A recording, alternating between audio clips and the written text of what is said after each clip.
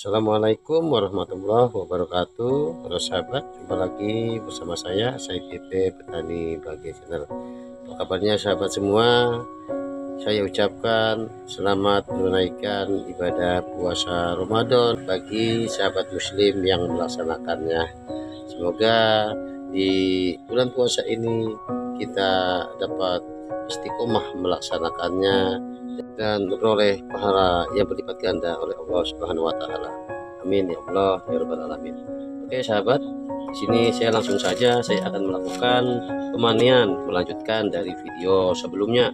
Video terkait saya membuat pupuk organik cair sekaligus akan menjadi kompos yang berbahan utama bonggol pisang dengan jantung pisang.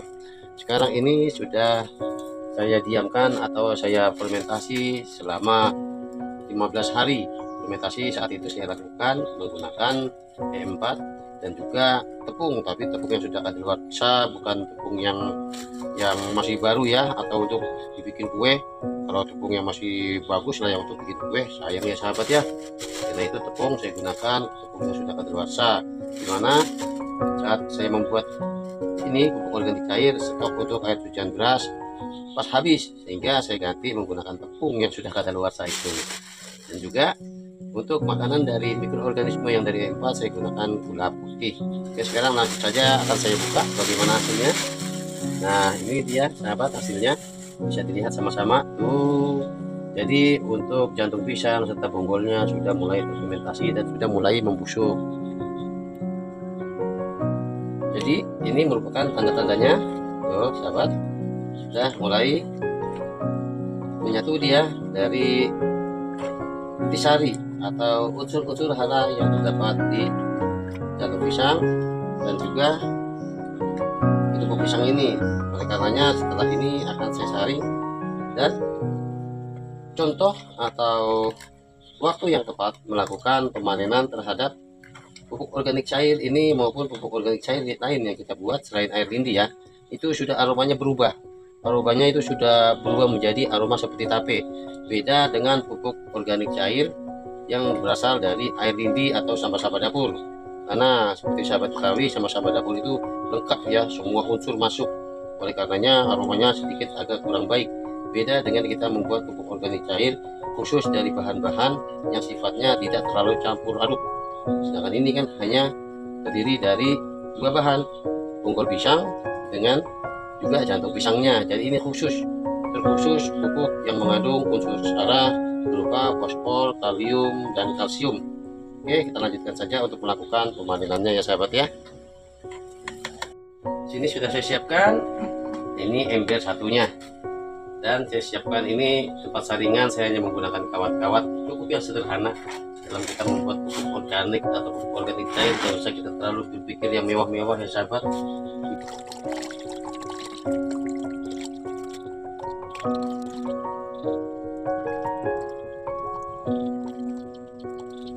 Karena nanti setelah ini akan saya jadikan cacahan dari bonggol pisang dan juga jantung pisang ini untuk saya jadikan pupuk kompos.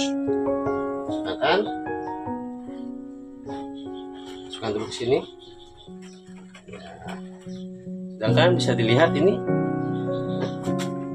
cantik sekali kan, warnanya seperti susu. Ini kayak susu apa ini sahabat? Kayak susu cappuccino ya. Dan aromanya harum sahabat, aromanya itu aroma tape, bukan aroma busuk. Oke, sekarang saya lanjut untuk memasukkan dulu ke tempat penampungannya. Setelah itu nanti akan saya lakukan praktek dosis dan cara pengaplikasiannya kepada tanaman. Oke, selanjutnya saya masukkan dulu ini pupuk organik cairnya ke dalam tempat penyimpanannya.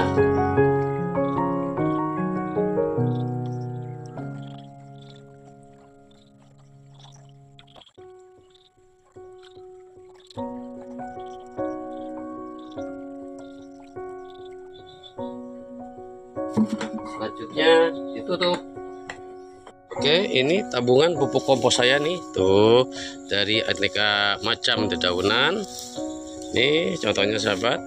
Di kemarin baru saja saya memanen daun singkong. Misalnya daun-daunannya saya masukkan saja di sini. Begitu. Sekarang akan saya masukkan dari komposnya ini.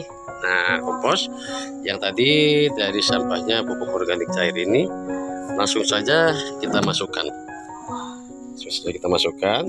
Begini sudah diratakan dan selanjutnya ditutup saja. Nanti setelah 1 minggu ini bisa langsung diaplikasikan pada tanaman juga sahabat dari pupuk komposnya ini. Ditutup. Untuk pengaplikasiannya sini saya siapkan air kurang lebih 10 liter ya sahabat ya. Dari 10 liter air akan saya berikan kurang lebih 1 liter dari pupuk organik cair super fosfor, kalium dan kalsium ini. Jadi takaran untuk 1 liter kurang lebihnya dari 1 gayung ini ya.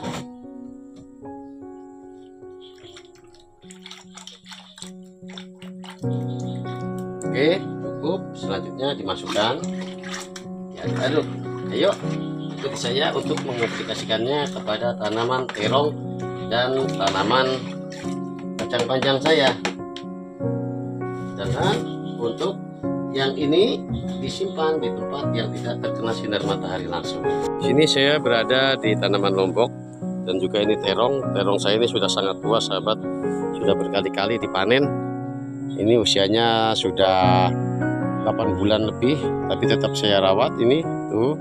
Sebenarnya sudah beberapa kali dipanen oleh istri saya. Dan karena ini masih berbunga tuh, berbunga dengan bagus, oleh karenanya tetap saya rawat. Ini contohnya dalam 1 titik cukup disiramkan kurang lebih setengah liter dari campuran tadi ya, seperti ini. Ini juga di sana, di sini saya sengaja semai ini sahabat. Ini semai sawi sendok saya di sini nih. Di bawahnya dari tanaman ini.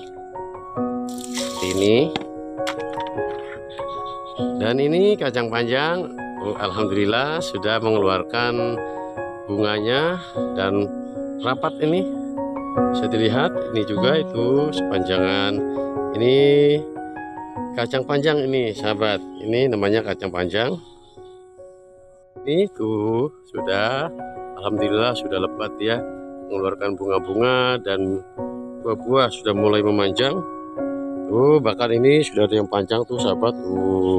Tinggal waktunya nanti untuk dipanen, tapi tunggu banyak dulu ya. Sudah mulai banyak. Oke, langsung saja akan saya lakukan cara pengaplikasiannya. Cukup disiramkan seperti ini, cukup disiramkan seperti demikian. Oke sahabat, terima kasih sudah nyimak video ini. Semoga video ini bermanfaat ya.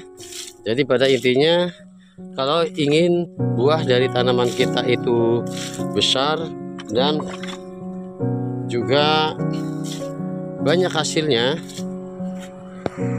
di masa generatif tanaman lebih cenderung kita berikan pupuk, baik itu pupuk organik, pupuk kompos, pupuk organik cair, maupun itu pupuk kimia yang berkadar unsur hara yang tinggi fosfor, kalium, kalsium, dan magnesium begitu. Oke, terima kasih.